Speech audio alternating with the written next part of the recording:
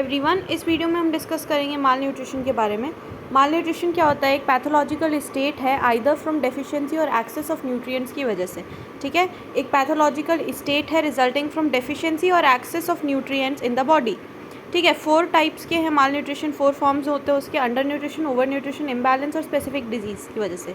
Under nutrition में when insufficient food is eaten तो under nutrition हो जाएगा over extended period of time. Over nutrition में consumption of excessive quantity of food. ठीक है, imbalance में डिस्प्रपोर्शन अमंग एसेंशियल न्यूट्रिएंट्स।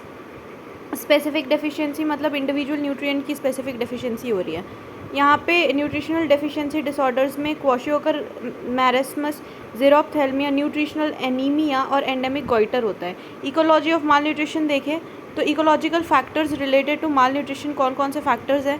तो पहला है कंडीशनल इन्फ्लुएंसेस, जैसे कि इन्फेक्शियस डिजीज़ हो गया, intestinal parasite, measles, whooping cough, TB, malaria. इसकी वजह से इन्फेक्शियस डिजीज़ की वजह से TB, malaria, whooping cough, measles, इन सब की वजह से क्या हो गया? मैरास्मस हो गई, माल न्यूट्रिशन हो गई।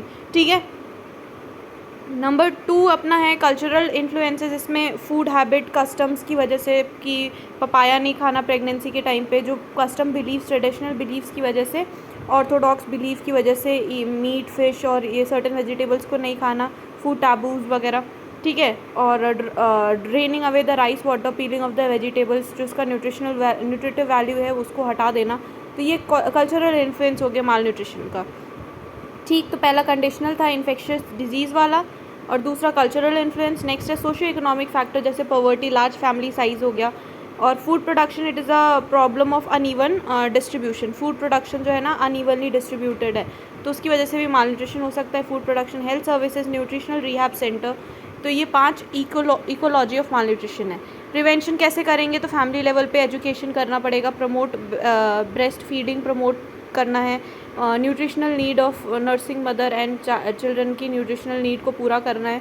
उसके बाद कम्युनिटी लेवल पे ICDS प्रोग्राम्स है, pre school age of children में education, nutrition, immunisation, health checkup, health education, ये सब प्रोवाइड होता है बच्चे को और मदर को भी। ठीक है, और यहाँ पे ICDS प्रोग्राम के according at the national level हम रूरल डेवलपमेंट कर सकते हैं, लिविंग स्टैंडर्ड को मेंटेन करके, agriculture production, modern farming practices करके। ठीक है, न्यूट्रिशन इंटरवेंशन प्रोग्राम्स भी हैं, और इंटरनेशनल लेवल पे ये सारे वर्ल्ड फूड प्रोग्राम्स में पार्टिसिपेट करते हैं ये लोग भी, न्यूट्रिशन को इन्हांस करते हैं, WHO, यूनिसेफ वगैरह। उसके बाद फिर न्यूट्रिशनल प्रॉब्लम्स क्या क्या होती हैं इंडिया के अंदर? तो लो बर्थ वेट हो जाता है, प्रोटीन एनर्जी माल न्यूट्रिशन हो जाता है। ठीक है, तो प्रोटीन एनर्जी माल न्यूट्रिशन PEM, ये जो है ना वो 2% प्री स्कूल चिल्ड्रन के अंदर बहुत ज़्यादा कॉमन देखने को मिल रहा है। इंसिडेंस 2% इन प्री स्कूल चिल्ड्रन के अंदर। मैरास्मस ज़्यादा फ्रीक्वेंट है क्वाशियोकर से, डेवलपिंग कंट्रीज़ में ज़्यादा होता है, हेपेटोमेगेली देखने को मिल रहा है, हाइपोथर्मिया की वजह से डेथ हो जाती है इसमें। ठीक है, तो यहाँ पे क्या होता है कि इनटेक ऑफ फूड अच्छे से नहीं हो पाती क्वालिटी क्वांटिटी में। ठीक है, intake due to inadequate intake of food, protein energy malnutrition, most common in 2% cases in preschool children के अंदर। ठीक है, इन्फेक्शंस की वजह से भी हो सकता है, मीजल्स, इंटेस्टाइनल वर्म इन्फेक्शन की वजह से। उसके बाद फिर यहाँ पे क्लासिफिकेशन किया है PEM का, तो गोमेज क्लासिफिकेशन ने weight of the normal child of the same age group into 100, weight for age, Gomez classification है। उसके बाद फिर यहाँ पे Waterlow classification, height of upon age करके वाटरलो क्लासिफिकेशन है। उसके बाद आर्म सरकमफ्रेंस भी चेक करते हैं शाकिर टेप से, for mid upper arm circumference check करते हैं। ठीक है, measurement for the age group of 6 month से 5 ईयर्स तक बच्चों का।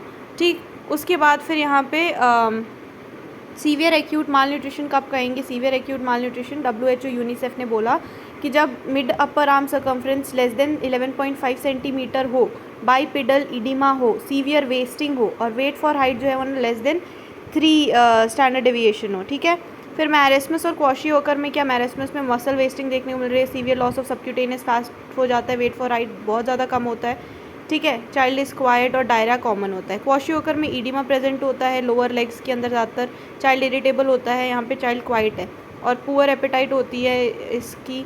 और उसके बाद फ्लेकी पेंट डर्मेटोसिस देखने को मिल रहा है, इजीली प्लकेबल हेयर्स होते हैं। प्रिवेंट कैसे करेंगे? तो health promotion, specific protection, early diagnosis, treatment और रिहेबिलिटेशन। तो हेल्थ प्रमोशन कैसे? Promotion of the breast feeding, distribution of supplements distribute करके, low cost weaning foods, develop करके nutrition education to pregnant and lactating mothers, ठीक है, nutrition education to pregnant and lactating mothers. Specific protection में immunisation और food fortification कर सकते हैं। Early diagnosis and treatment करना पड़ेगा इन्फेक्शंस का। सप्लीमेंट्री फीडिंग प्रोग्राम, डीवर्मिंग देना, डीवर्मिंग मेडिसिन वगैरह। Rehabilitation, nutritional rehab services provide करना।